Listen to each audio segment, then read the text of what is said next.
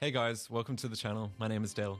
If you're applying for UK citizenship and need help with your referee section, well, this quick explainer is for you. In this video, I'll walk you through on how to add in your 2 referees, ensuring that they meet Home Office requirements, and if you are in need for a full guided tutorial on how to complete your UK citizenship application, for a full step-by-step guide on how to complete your UK citizenship application, I've recorded a previous video before, which I have linked in the description below. So if you want to give that a watch, feel free, and let's begin. Okay, so the first step, so head to this link here. I'll put it in the description below. So visasimmigrationservice.gov.uk. So this is where you want to head up to apply for British citizenship by naturalization. So before applying, obviously, just check through the guidance here. There's 3 key things that you need here. So before you begin your application, ensure you can provide the following: a Life in the UK test certificate. So this must be in the form of the official government service for the Life in the UK tests. So this will be your reference number. 2 referees, and we'll get to that stage a bit later on in the video, and proof of your knowledge of the English language. So a key thing here is that if you're ever in doubt on any stage of the process or any documentation required, hit this link here for the form guidance at Form AN. So here you can navigate the guidance that's been set out by the Home Office. So you can navigate it. So here I'm on a Mac, so I'd use Control F.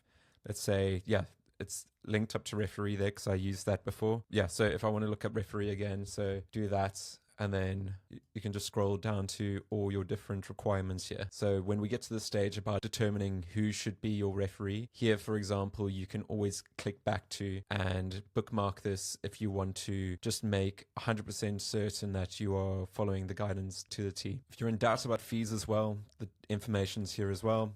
So once you're comfortable to begin, click apply now.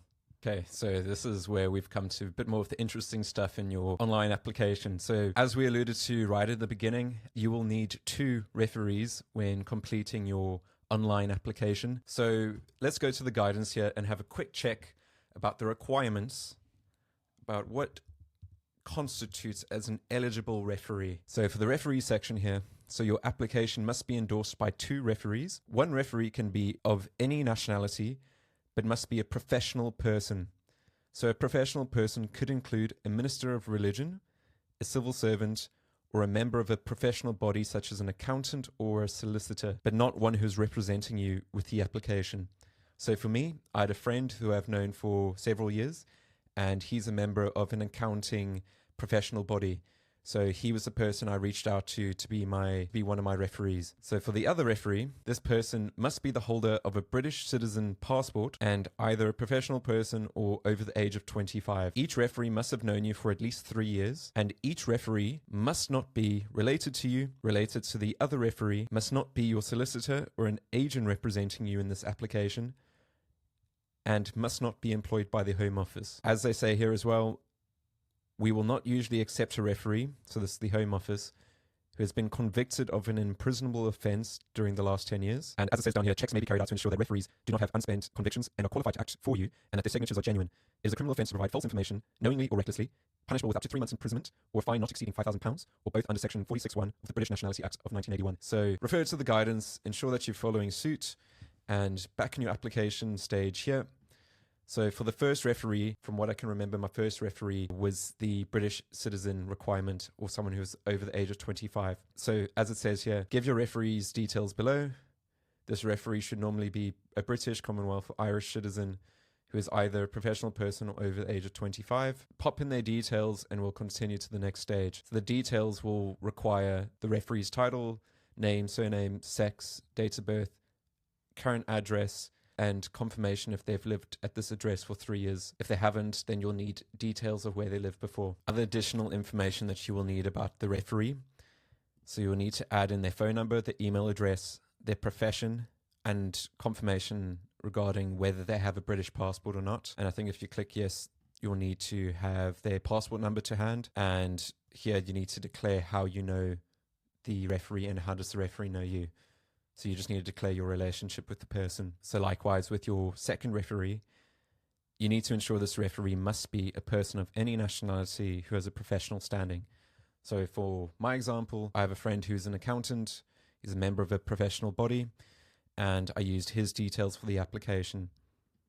But here, other examples can include someone who has a professional standing, which can be a minister of religion, a civil servant, teacher, nurse, pharmacist, bank official, or a member of a professional body, for example, an accountant or a solicitor, but not someone who's representing you with this application. They're not eligible to be a referee. But a list of professions or people who may be eligible will be in this list here in this link. And again, it's the same information that you need to provide as you did for the first referee. Cool. This is the documents section here. From my experience when I applied, you are sent over to another platform after you pay and you make your declaration. So in this stage here, it's just highlighting the essential documents that you need. So these would be the documents I'd recommend you prepare and just make sure that are accessible. From the list of documents below, provide as many as you can. Tick each document to confirm that you have read the requirement, even if you cannot send it. If you are unsure about the evidence, read the guidance, which again is Form AN. And for me, in this circumstance, they require the passport issued by South Africa for name, surname, which is me. The next document that they need is the degree certificate for name, surname, to prove the level of English language provided. And in this section here, proof of living in the UK for Mr. Name, surname for 5 years if applying in your own right, or 3 years if applying as the spouse of a British citizen. So again, they'll add a little bit of detail here, read that applies to you. And in the next box here, you will need to provide 2 referee declarations for Mr. Name, surname, and I'll show you the form in a sec. So here's what the document looks like for the referee certificate. So you need to print out this form. Here, you will need a passport photo of yourself. So on the back of the applicant photograph, so the one of you, the referee needs to write the full name and date of birth of yourself. So ensure that they've got the correct information. And then the photograph should be glued into the space aside. So this space here, you see there's rules about what the photo needs to look like. So just refer to this link here if you're ever in doubt of what it should be. For me, I just used a standard ID photo that you can go to a booth in Tesco or your local train station. I just use that. This part of the form is to be filled by the applicant's referee once their photograph has been attached, as explained above. Referee should read the applicable guide to confirm that they are eligible. Checks will be carried out to ensure that the referee meets the requirements below and their signatures are genuine, and the Home Office may contact them as part of their inquiries. So there we go, the name of a referee, and here's the other information that they need to refer to, just ensure that they are eligible. And here's the referee declaration, ensure that they're comfortable with signing this here, and then they need to include their full name, signature, and the date. Recommend print out both copies back to back, ensure that the referee has this, and you ensure that you have enough time to upload everything. It's pretty straightforward, ensure that you know who this is, and here's obviously what they need to be comfortable with. Once you are comfortable with everything, you can continue.